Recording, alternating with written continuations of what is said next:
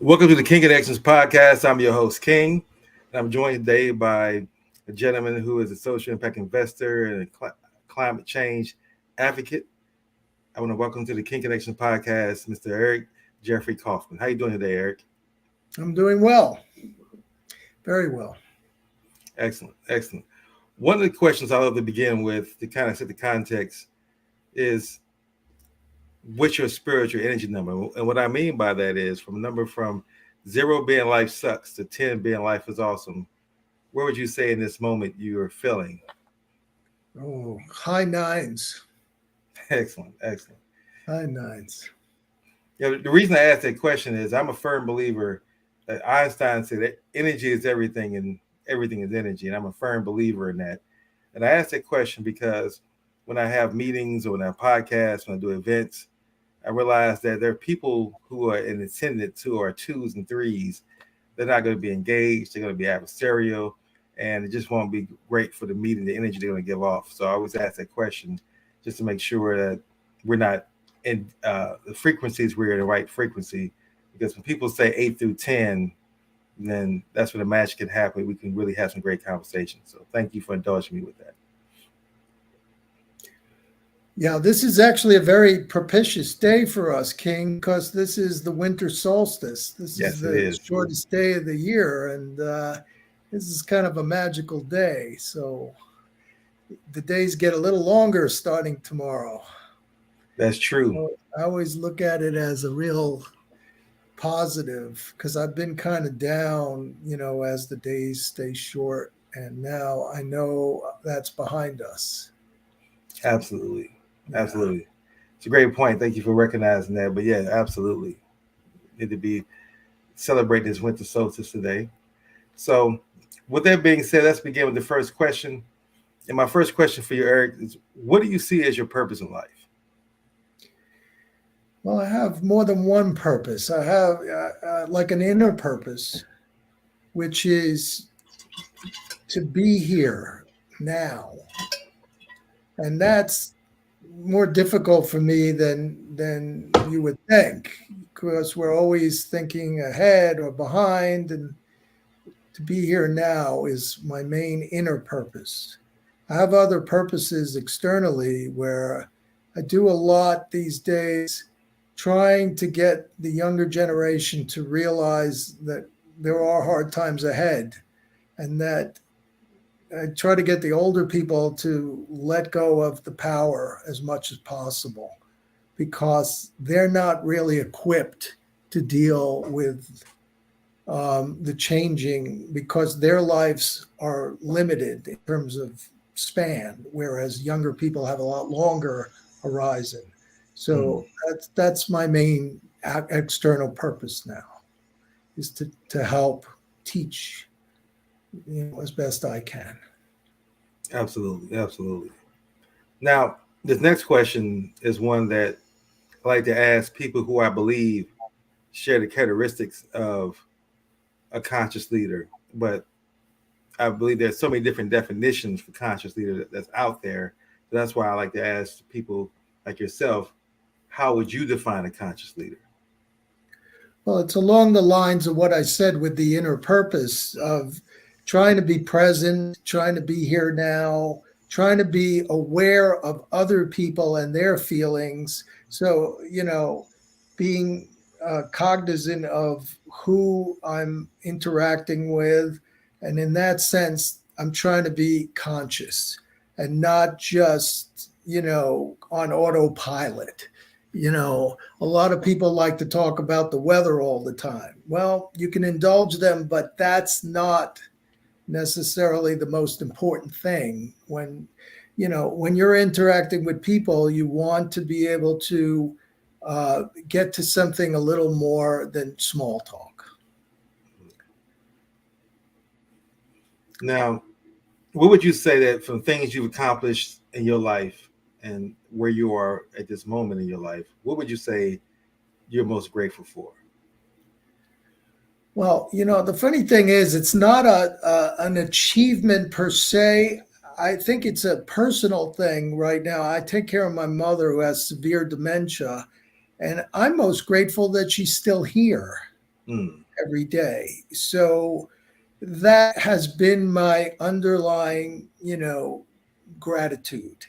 Um, and a lot of that impacts my daily life. And at my stage, a lot of people of my age are retiring, and I'm still kind of active. Besides taking care of my mother, I write books, and I have a not-for-profit public charity, and I'm also trying to finance large-scale renewable energy projects as well. So I'm kind of active within being semi-retired. So it's kind of a semi-contradiction. Well, I believe when you live in your purpose in life, and you work 24 hours, or you don't get days off, you get hours off, I should say, because it's something that you're tied to. And so I definitely understand and can respect that. And definitely the gratefulness, as you say, about your mother being alive. I feel the same way about my mother. She's at a place where she's losing her independence slowly. So it's a different relationship now, but I'm still grateful that even experienced that shift and still have her here, because that to me is a blessing. Every day I have a moment to share with her is a blessing. So I definitely appreciate and agree with you there about your mother. What would you say are three behavior traits that you possess that we best use that you use best to describe yourself? Let's say kindness, let's say honesty, and intelligence. Okay. It's I'd like you. say those are what I want myself to define myself. I want those three attributes. Now, that would not have been me in my 20s, mind you, but in my mid 60s, that's where I want to be. And it's funny because when we're young, we think we're immortal and we're going to last forever. And then as we get older, we see that all the rushing that we did is probably not as necessary as we thought it was. Absolutely. Absolutely. Muhammad Ali was quoted as saying, and I'm not going to quote him verbatim, but he said that any man who thinks the same at 50 than he did at 20 just wasted 30 years of his life. Yeah, it's a big shift. And, a lot of people shift right. I actually shifted further left. So it's kind of unusual because I'm sort of more aligned with the Progressive Party than a Republican or Democratic Party politically. So that's unusual, I think, for a lot of older people because they want to keep what they have. Hmm. Hmm. Yeah. Now, I want to shift the next question and kind of shift towards your business. You mentioned the nonprofit you created earlier. And I want to ask, so what inspired you to create the Natural Alliance Fund? That was Superstorm Sandy in 2012 hit New York City, and I was the CFO of a big project in Staten Island, New York, to build a 630-foot observation wheel.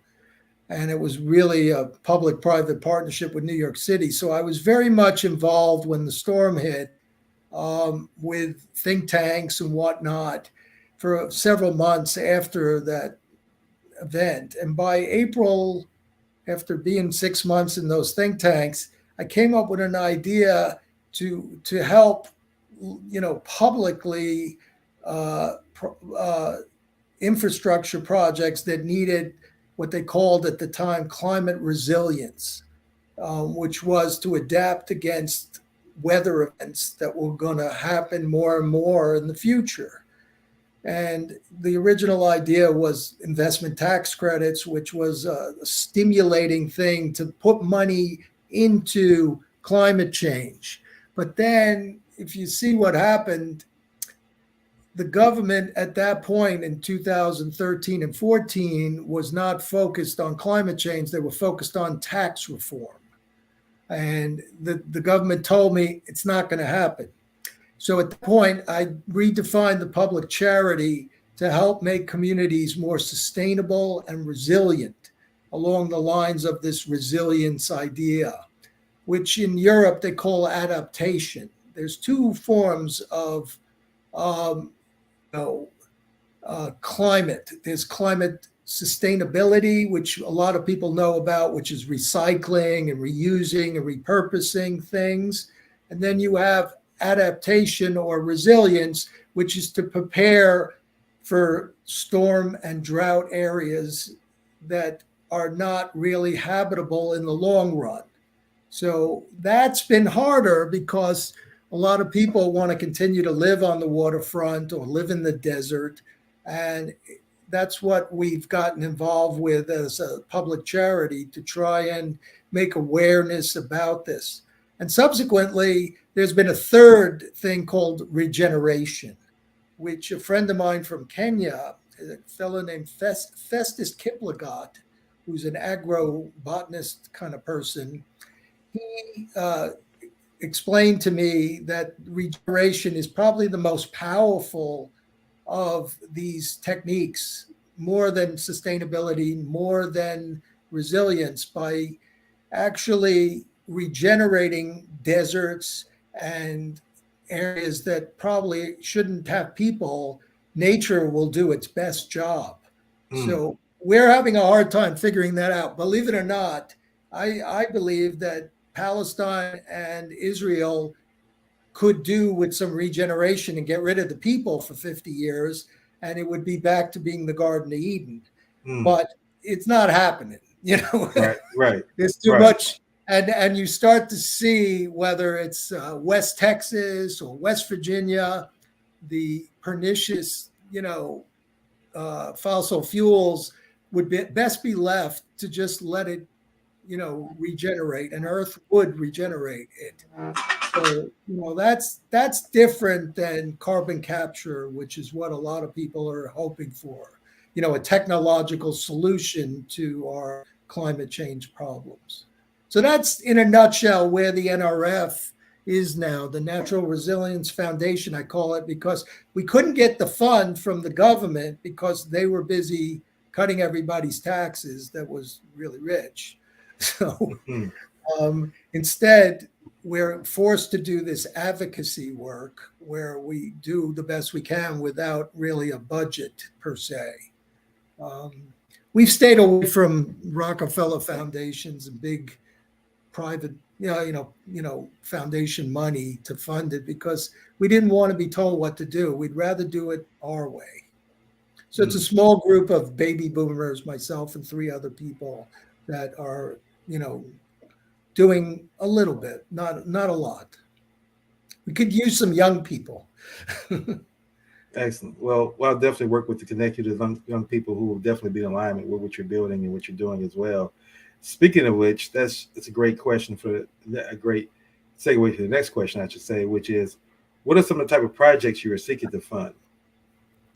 Well, right now, because of all that work that I told you about, I was watching what the government was doing, and they finally passed the Inflation Reduction Act, IRA, they call it. And that's where they give benefits to do renewable energy in a big way. And those projects are really relatively easy to fund. Nothing's ever easy to fund, but they're kind of easy to fund. And I want to get involved with, but I don't want to get involved early stage unless it's through the Natural Resilience Foundation, where we would consult to a municipality or a company or a school or a university or a hospital. But for the most part, I'd prefer approved projects because then it's just a money thing. You need $10 million, you need $50 million. We would finance it through Wall Street and high net worth individuals. That was my previous career when I was younger, was doing a lot of financing of commercial real estate, buying and selling commercial real estate. So I have experience in high level finance. And that's what I would like to do in, my last few years of business. We would really prefer approved projects, but we haven't seen many approved because it's been slow go, which I find, I've always found in business, if the government wants to do something, they'll give you the incentive to do it. And you just follow that incentive, whether it's an opportunity zone is a big area now, where, the government wants opportunity zones redeveloped. That's what you do. You go where the money is, and the government will give you money either through tax incentives or through grants. And that's, renewable energy is what the federal government wants to do. Right. Absolutely. Absolutely. Now, I referred to you earlier in the description of as a social impact investor. And I know some people a term may not be familiar with that term. So again, like I did with Conscious Leader, how would you define social impact investor? It's funny. I look at it in terms of what some of my colleagues and I call the triple bottom line. And a lot of people don't understand that term, which I find shocking. But if you're an impact investor, you have to be aware of three costs: social costs, environmental costs, and financial costs. You want to make money. There's no question that you want to make money. But if you're a social impact investor, you also are aware of those other two costs: the social costs and the environmental costs.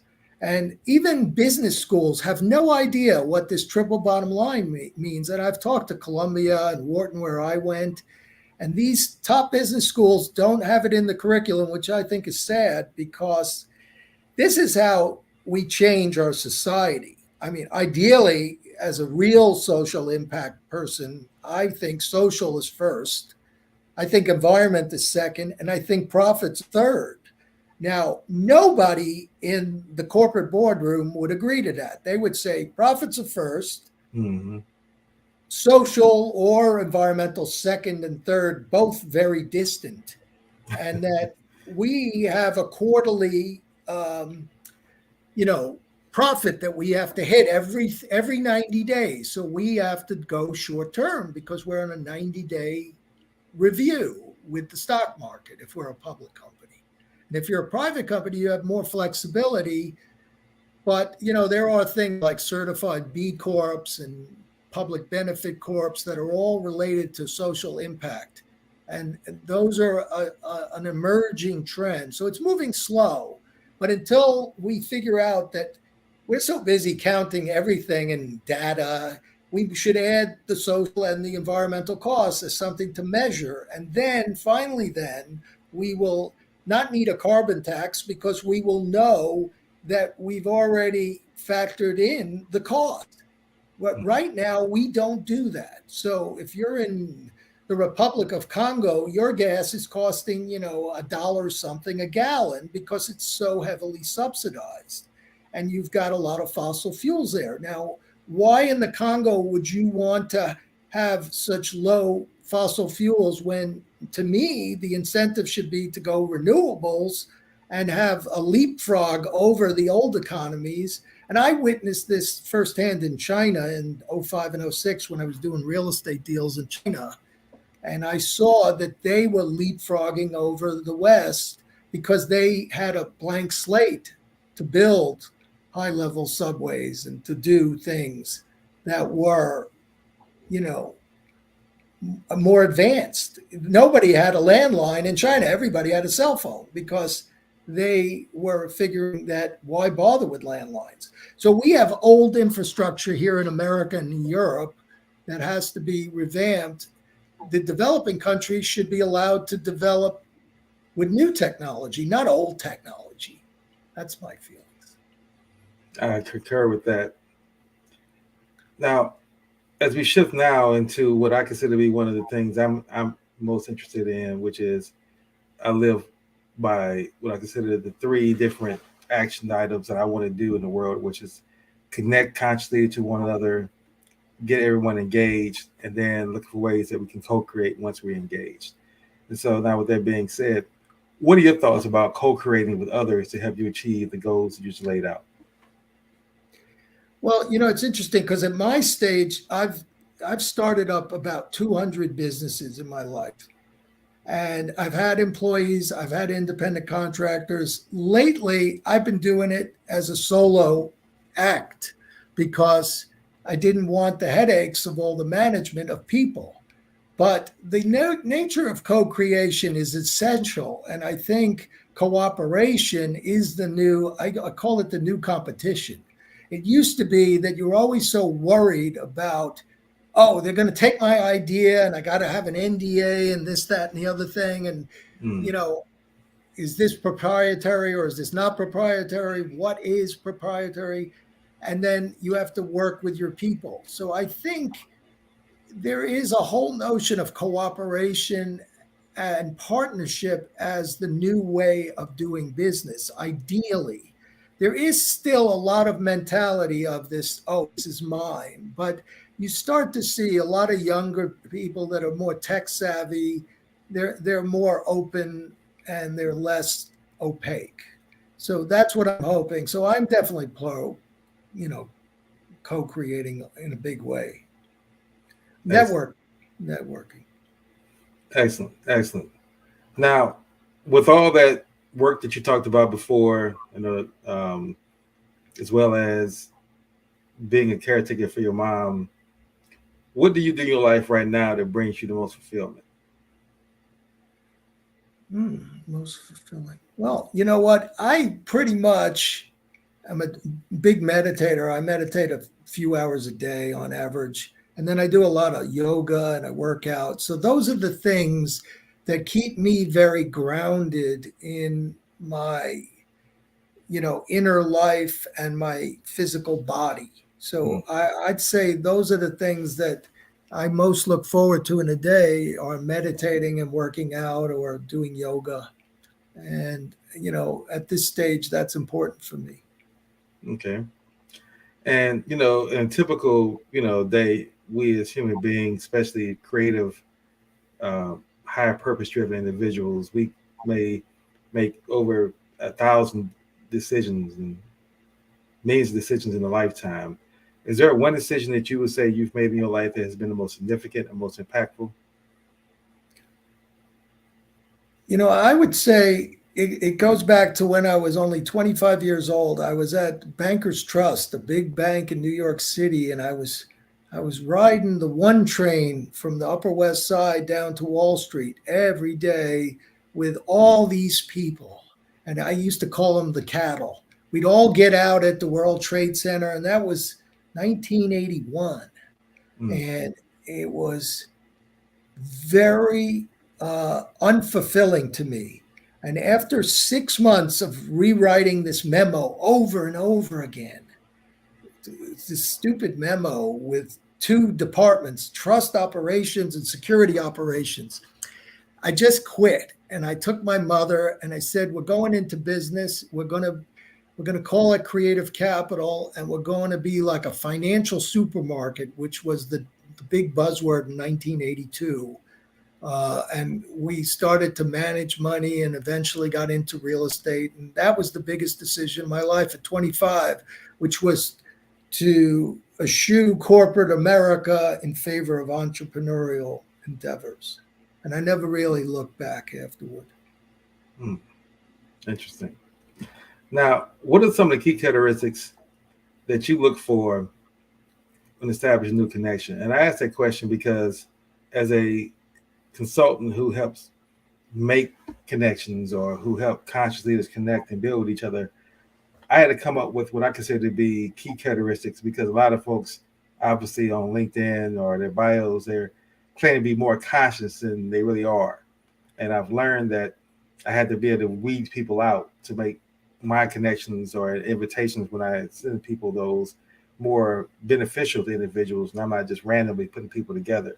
So I came up with 8 key characteristics, 2 of which to me are deal breakers if they're not met, which is growth mindedness and a grateful spirit. I feel if a person doesn't have those two of those characteristics, then there's no point in me trying to connect with them because we won't be aligned on anything else beyond that. So I'm curious, do you have any kind of characteristics you look for when you're making connections with individuals? It's funny. My long career in business has made me come to the conclusion that it's not about dollars and cents, it's about people. And the relationships you establish with people are really the purpose of business, not how much you made or lost in a transaction. So I look for people that are aligned with the way I look at stuff. If somebody likes to procrastinate a lot, it's not going to work well with me because I like to get stuff done in a timely fashion. So I know there are certain things that I like with a relationship with somebody, and I think that's important. That got to be aligned, and that's something that you find out, unfortunately, over time. It's not immediate because it's behavioral. You see, how you interact together, and if there's a chemistry and a charisma, then it's the best. And if it's not early on, then you're better off cutting it shorter. So does that answer the question? Absolutely does.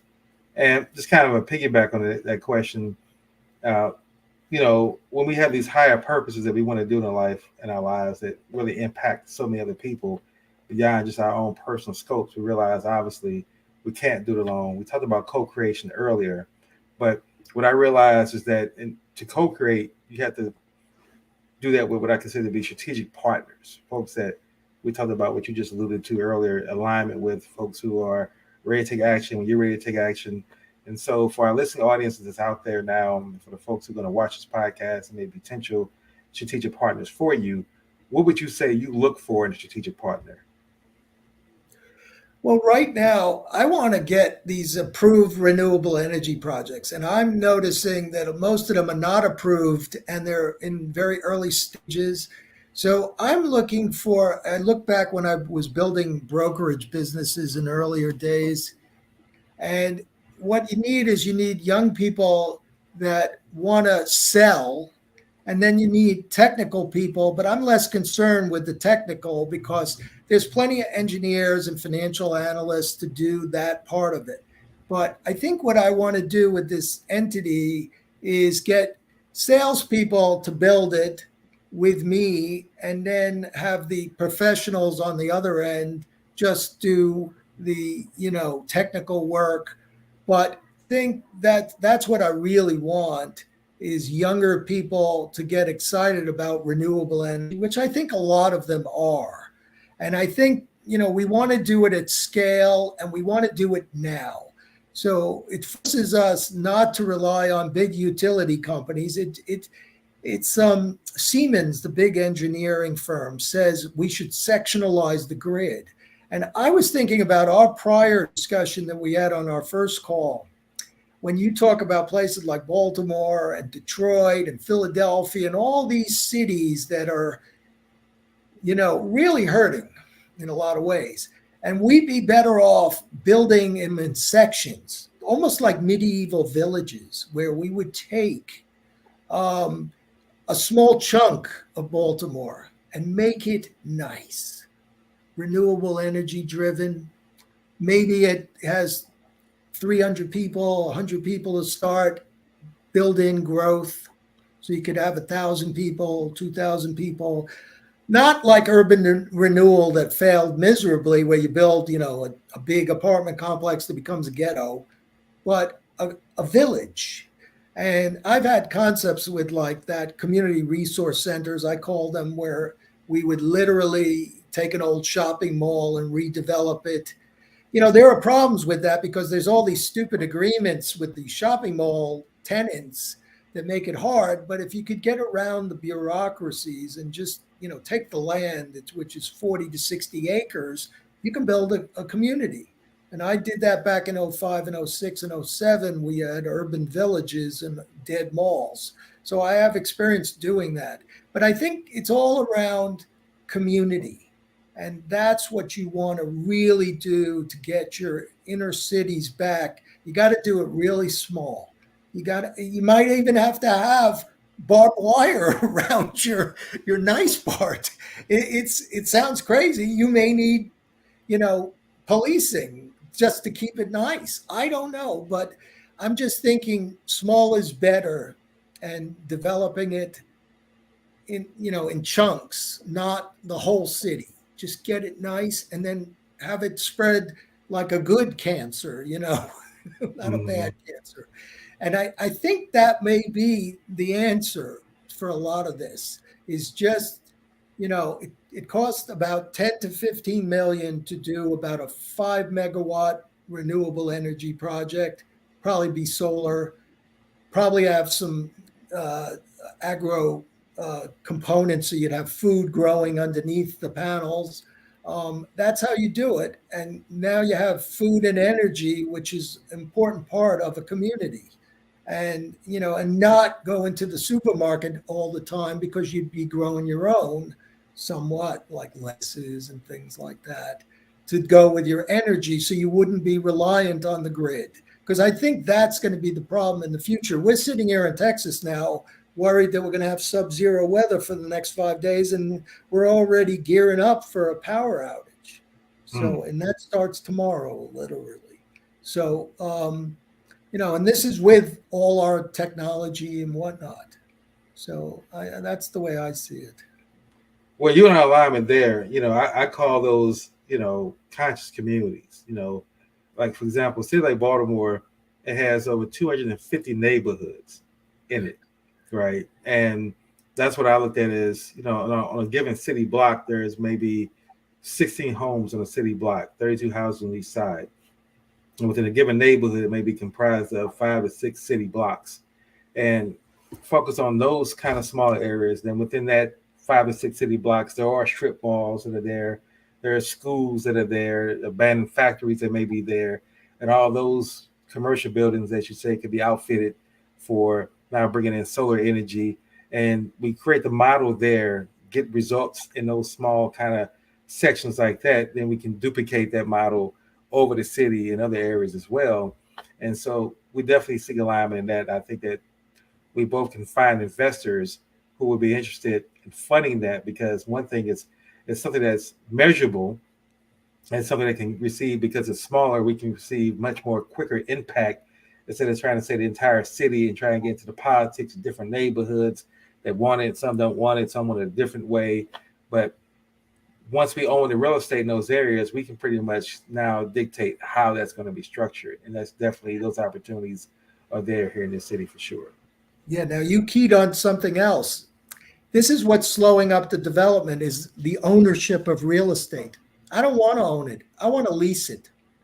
I want to lease it for 99 years. I did a lot of work with an old church in Manhattan called the Collegiate Church, which was the Dutch church, the first company in America. And we used to lease our land for 100 plus years.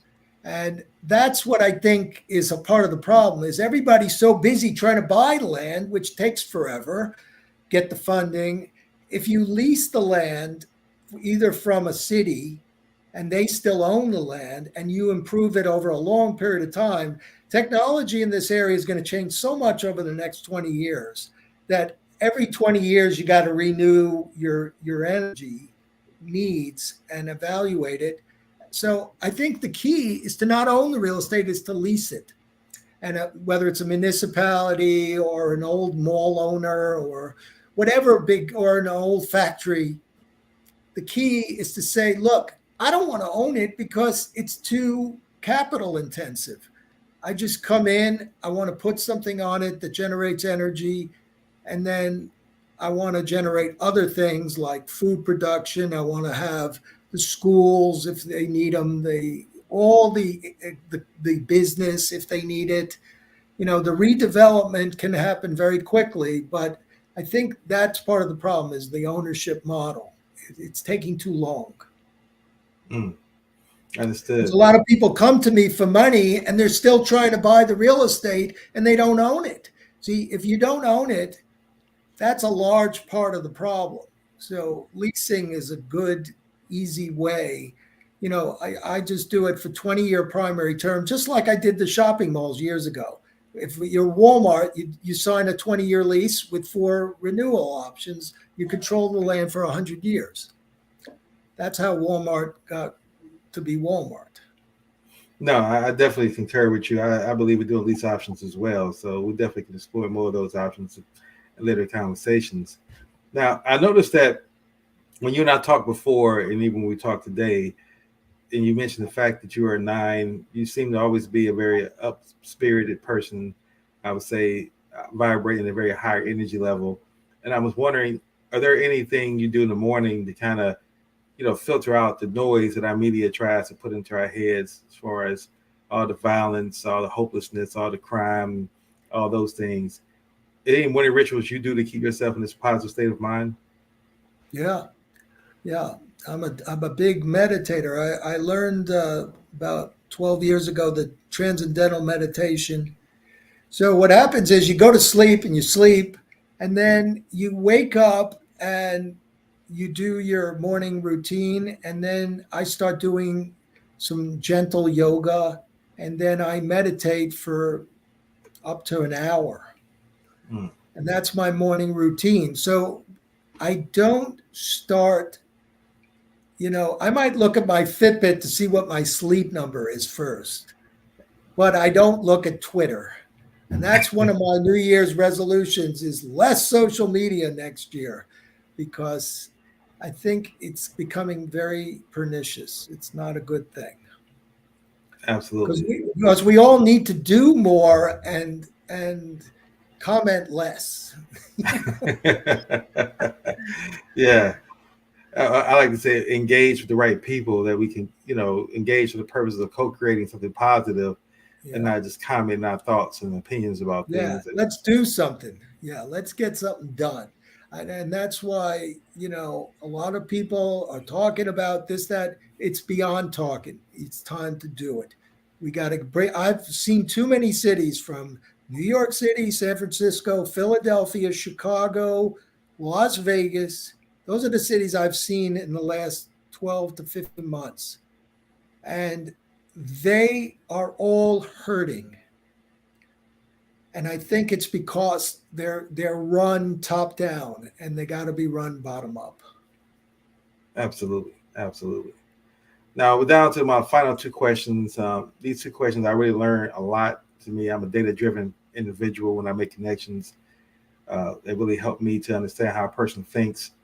And so this next question, I'm gonna kind of set the context first, then I'll give you an opportunity to answer. The question is there a kin connection that you would like to meet? Now, what I mean by that, I'm not referring to my name or my company name or any connection within my company. It's a term I created for an individual who we see out here in life who's achieved a level of success, whether it's personal, career, professional. And we're saying to ourselves, if we were to connect with that individual, not as a fan, but as a potential strategic partner, co-creator, we could do some great things together because they kind of already are exhibiting those behavior traits that you want to align yourself with. Like, for example, mine would be Magic Johnson. I look at him as a community builder. I look at him as someone who's passionate about being active in the community. I'm not really interested in his basketball career. I admire that, but I was a Pistons fan, so I don't really celebrate that as much.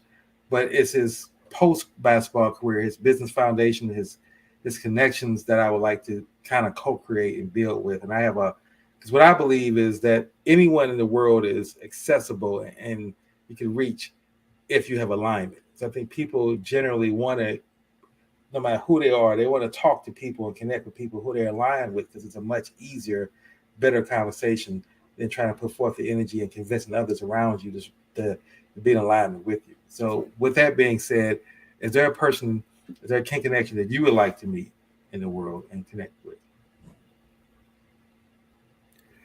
Well, there's plenty that I'd like to meet, but you know what? The one I want to meet the most is Greta Thunberg, the little girl who's the climate activist from Sweden.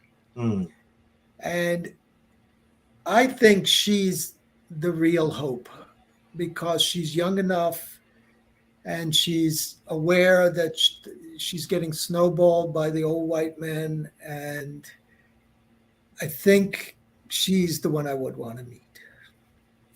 excellent. Excellent. And then my last question would be, for our listening audience, is there a book that you would recommend that you would say, this book has been the most influential and impactful in my life? and that this is a book you should read. I know it's probably difficult to come up with one book. It could be more than one book, but just what books would you recommend that people read to kind of really put them in a, that you want to share with folks as just great content that people should definitely consume? Well, I won't go into the spiritual realm. I'll keep it in like more the business and, day-to-day kind of stuff. But it's a book that I read about 20 some odd years ago by a guy named Ray Kurzweil. Ray Kurzweil is a brilliant computer scientist. And he wrote a book called The Age of Spiritual Machines. And Ray Kurzweil is the guy that pretty much invented Siri and all the artificial intelligence. And he also invented an amazing synthesizer in music. Stevie Wonder helped him develop way back when. And so that book is really influential for me because I've been very interested for the past 20 years in artificial intelligence, because I think as a business person, that's really the future. It's all about AI, and they talk about this metaverse and they talk about virtual reality. So I think that book is really good to read because even though it may not be to everybody's taste, he believes in the singularity, which is basically I think he said in about 6 years, the machines will surpass the human intellect, and that will be the singularity. And the singularity is actually when they become equal to human cognition. So that book talks about, can machines be conscious? And a lot of people say no way, because they're only just gathering data and they're a machine. Well, I just think that's a really interesting book. He had another one, an earlier one called Intelligent Machines, but his predictions have been pretty much spot on. So, you can follow him from the 80s till now. He's kind of a brilliant guy. Excellent.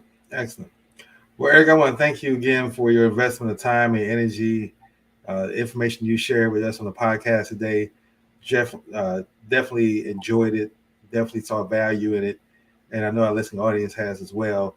As we close out, I just want to give you an opportunity to share any closing thoughts that you may have with our listening audience and your contact information for those who see this, resonate with it, and want to connect with you, look for opportunities to co-create with you. Okay. Well, basically, I would say it's a time for action, not inaction. And the best way to contact me is probably through email, EKSAST1, the number 1 at gmail.com. I have other email addresses for, the public charity and for the renewable energy, but that's the easiest one to get me. Or text 917-750-2215. I would say that's it. It's time to act. Absolutely. I concur with it completely. And when we rebroadcast this out and send this out more aggressively on our social media, we'll definitely include those links and those numbers, your email address and your phone number being that email distribution that we put out. So again, thank you again, Eric. Want to definitely thank our listening audience again for listening to the King Connections podcast. Wish everyone a wonderful holiday season. And until our next episode, everyone continue to have a blessed and productive day. Thank you all. Thank you. Thank you, King.